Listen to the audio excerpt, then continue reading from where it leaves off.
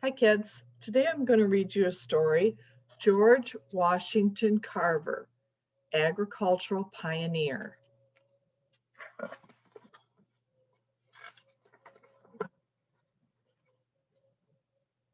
Oh, this is peanuts. Look at that. See them down here? And they're growing right here in their shell under the ground. Did you know peanuts grew under the ground? George Washington Carver was born a slave in 1864. After the Civil War, he became an important scientist. He was the first Black man to receive a graduate degree in agriculture. Carver was a skilled botanist. He became famous for his work with peanuts and other plants. He used them to make new products. Carver was also a great teacher. He taught both students and farmers crop rotation methods. That meant they would change the crops they planted each season. It let the soil rest between plantings to keep it healthy. Carver was a great scientist, but he was humble too. Do you know what humble means? It means you don't think too much of yourself. You think in keeping of who you are, and you don't be too proud. He was offered a lot of money for his discoveries, but he never accepted it.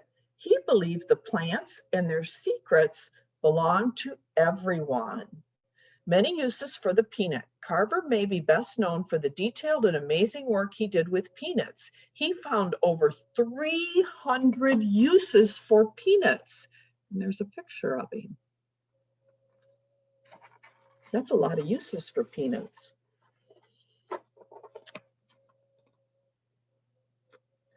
Born a slave, Carver had a brother named Jim. Mother's name was Mary, and she was a slave. She was bought by a German couple named Moses and Susan Carver. They did not approve of slavery, but still used slaves as workers for their farm. The Carvers treated Mary and her children well, though. Slave raiders kidnapped Carver and his mother when he was just an infant. John Bentley, the Carver's neighbor, took the job of finding them. Moses offered a reward for their safe return. He would give 40 acres of prime timberland and one of his race horses. Carver was found abandoned along the road in Arkansas. He was more dead than alive. His mother was not found. Carver and his brother had no living relatives, so the Carvers raised them as their own children. Carver was sickly and weak. He could not do work in the fields, so he helped with the laundry, cooked, and learned to sew. They're picking cotton. Early education. The Carvers tried to send the boys to local school. They were turned away because they were Black. The schools in Missouri were segregated. Carver finally started school when he was about 11 years old. He walked 8 miles to get there. He arrived too late in the night to find a room with a family, so he slept in a barn. Carver moved in with a childless Black couple who owned the barn. He helped them by doing household chores. They're on the bus. Carver was curious about nature. He collected specimens of many plants and insects. He experimented with the soil. He wanted to find out what the best soil was for each kind of plant. He saw that plants have an internal plumbing system. It brings water and nutrients from the soil to the leaves. And there's some of the plants he probably looked at.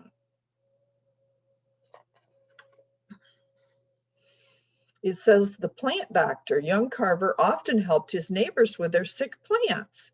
He would nurse them back to health. As a child, he was a natural at botany, so he was nicknamed the plant doctor. Oh, there's a thing about a young herbalist. The lady that Carver lived with taught him which herbs and plants could be used as medicine. She was a midwife. That is a person who delivers babies. She also took care of sick people. Elizabeth Britton. Elizabeth Britton was born in New York City. She was the oldest of 5 daughters. There's her picture. Her family moved to Cuba. There, she was raised on a sugar plantation. She was able to go to school both in Cuba and in New York. She did especially well in her science classes. Britton studied botany. She graduated from a college called the Normal School. Afterwards, she worked there. She was very interested in moss. Although she did not have an advanced degree, she became a leading expert in the field. After she married a college professor, Britton was put in charge of the moss collection at Columbia University. She also worked to preserve wildflowers. She helped start the New York Botanical Garden. Her husband became the garden's first director. Britton published more than 340 scientific papers. She has had many moss species named after her. So there she is again. And then this page, we'll find out what's going on with these two women. Kansas. Carver followed some neighbors who were moving to Fort Scott, Kansas. He did whatever he could do to earn money. When he had money, he went to school. When he ran out of money, he worked. He faced a great deal of racial prejudice at that time. Carver lived with the Seymours in Olathe, Kansas. Lucy Seymour taught him how to iron ruffles and pleats on fancy clothes. He moved with them to Minneapolis, Kansas. He finished high school there. In 1890, Carver became a high school graduate. He applied to Highland College in Kansas, where he arrived to register for school. He was rudely turned away. The college did not accept Black students. This was a bad blow for Carver. So this picture of these two women was of the garments that he learned to iron. Art or science? Carver became friends with a white couple who lived in Winterset, Iowa. They encouraged Carver to apply to college again. They saw his potential. They believed in him. Carver enrolled in Simpson College in 1890. He was going to study art. After paying his tuition, Carver only had 10 cents left. For 1 month, he lived on beef, suet, and cornmeal.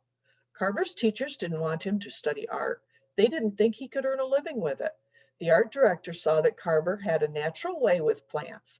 She suggested he study botany. Botany is the science of plants. Carver stayed at the college for less than a year. Then he transferred to Iowa State. He went there to study agricultural science. Kathleen Esau was a pioneering plant autonomist. Autonomists study how living things are put together. There's a picture of her. She was possibly the greatest plant anatomist, that's a hard word to say, I don't ever say that word, of the 20th century. She wrote the books, Plants Anatomy and Anatomy of Seed Plants. They are still considered the most important books on plants ever written.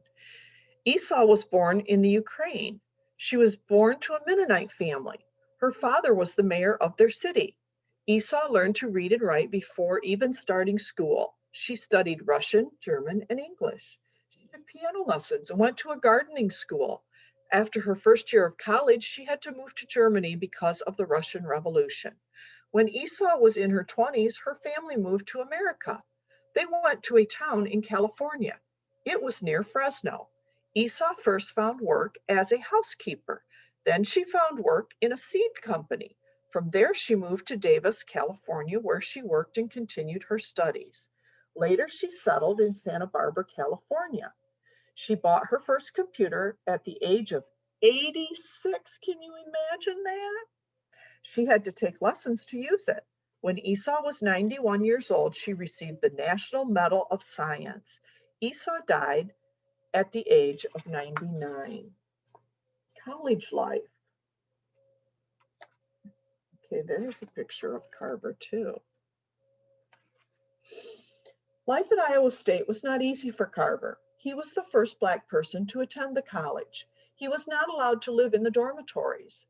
They were only for the white students. He slept in an old office. He had to eat in the basement of the dining hall. That's where all the employees ate. Carver had many struggles. Despite it all, he excelled in school. He learned about how pollen works in plants. He also learned about crossbreeding plants. This could create new and better breeds of plants and flowers. Carver also learned how to apply science to farming. He studied soil composition. He learned how the nutrients in the soil affect how plants grow. So the first picture is cornflower pollen.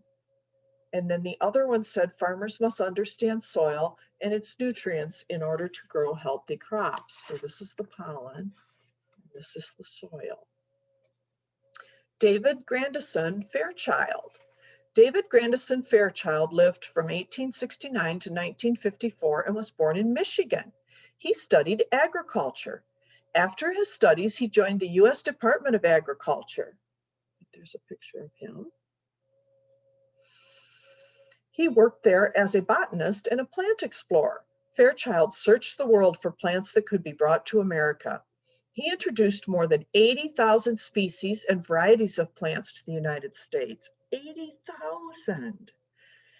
He brought cherry trees from Japan. He also introduced pistachios, nectarines, bamboo, and avocados. Fairchild married the daughter of Alexander Graham Bell. They had 2 children. When he retired, his family settled in Coconut Grove, Florida. He worked to establish a national park in the Everglades.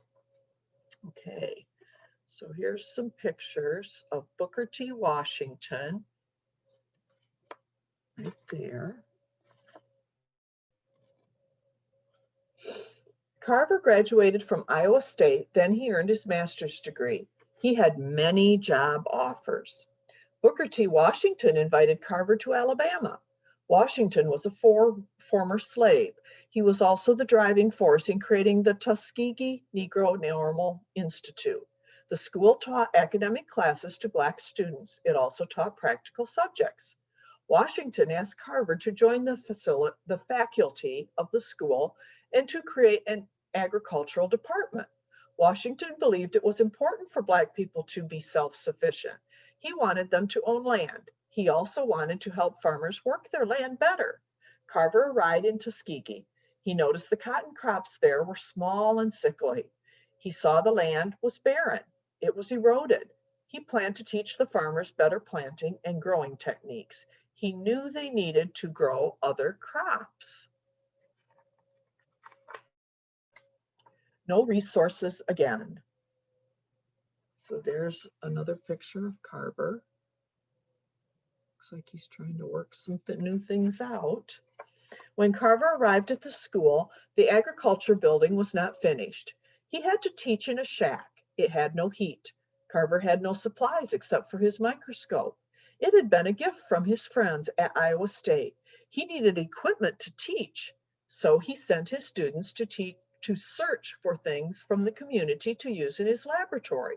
Carver believed it was important to save everything and to waste nothing. Here's a picture of the laboratory. The Tuskegee Institute was located on an abandoned plantation. The land was swampy with a lot of trash. The land didn't have much grass, flowers, or shrubs. The soil was mostly dry clay. Not much grew here. Carver and his students cleaned up the land. They prepared it for planting healthy crops. It says, who invented peanut butter? It was invented and reinvented many times in history. Dr. John Harvey Kellogg patented a process of preparing nut meal in 1895. He used peanuts. Carver's research on the peanut began in 1880, so he is sometimes credited with the invention. A great teacher and a movable school. Carver didn't agree with the way most students were taught science. They listened to lectures, they read books and learned vocabulary, but they didn't really understand plants. Look at this wagon. I think we're going to find out it might be the moving school. Carver believed in hands-on learning. His students learned by working outdoors. They did experiments. He took his students on nature walks. He showed things to them. Carver wanted to teach in the community. Farmers needed help. He wanted to go to the farmers. Carver created a movable school. His students built it inside the Jessup wagon. It was like a motorhome. It was donated by a man named Morris K. Jessup to help the school. The students drove it to the farms. From it, Carver taught the most recent techniques in farming. Isn't that interesting? Emma Lucy Braun, 1889 to 1971. Emma Lucy Braun was born in Cincinnati, Ohio. Her parents were teachers. They encouraged her to appreciate the woodlands. Braun earned 3 degrees from the University of Cincinnati. She learned her doctorate in botany. Here's a picture of her. Braun had a sister named Annette. Annette was a zoologist. She was the first woman to earn a doctorate from the University of Cincinnati. The sisters were research partners. In the 1940s, the sisters moved together to a house on 2 acres in the woods. This is where Emma Braun lived for 30 years. After her retirement from teaching at the university, Emma Braun continued to write and explore. She and her sister would wander the countryside. They would look for interesting or unusual plants. They found many new things throughout Ohio. Braun also worked to save natural areas and to create nature preserves. The Peanut Man. Look at there. Carver found over 300 uses for the peanut. People called him the Peanut Man. The following is a list of some of the things he created from the peanut. Are you ready? Here we go. Chili sauce, mock meats, plum punch, cosmetic substitutes, oleomargarine, paper, glue, linoleum, axle grease, wallboard, cloth dye, instant coffee, mayonnaise, laxatives, asparagus, fuel briquettes, gasoline, insecticides, plastics, ink, wood stains, rubber. Carver could have made a lot of money from his discoveries, but he believed God inspired and guided his work. He believed his discoveries belonged to the people. He did not want his creation patented. He only applied for 3 patents during his lifetime. Did you know all those things could be created from peanuts? Oh, look at here. Here's the ear of corn. Corn plastic. Another plant that has many uses is corn. Did you know that corn can be used to make plastic? It is renewable and can degrade over time. What can be made from corn plastic? Items include trash bags, shopping bags, plastic cups, and disposable eating utensils. Even packing peanuts, golf tees, and ski tickets are sometimes made from corn plastic. You might even be listening to your favorite music on a player made from corn plastic. In the 1980s, electronics industry leaders began using such plastic for the faces of their products. So today, the music of corn can be played through corn-based plastic. How corny is that? The Wizard of Tuskegee.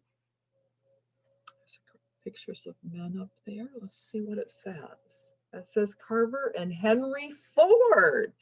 And Henry Ford created the automobile. The Wizard of Tuskegee. Other people wanted Carver to work with them. Thomas Edison was an inventor. He wanted Carver to work for him. He offered Carver a 6-figure salary. That was an unbelievable sum of money at the time. Carver turned down the job offer, though. The car maker Henry Ford was also interested in Carver. He needed sources for rubber in America. He needed rubber for tires and other car materials. Carver would not leave Tuskegee. Carver stayed at Tuskegee until he died in 1943. He never married. He was dedicated to his work. Carver's work changed science forever. Before Carver did his research, almost no one used plant materials. They were only used for food and clothing. Much more scientific advancement has been made because of Carver's creative approach to agriculture. And it says inventor. Carver invented synthetic rubber. He also made material for paving highways. He did this from his research on the sweet potato and the pecan. Look at that. Who would have thought?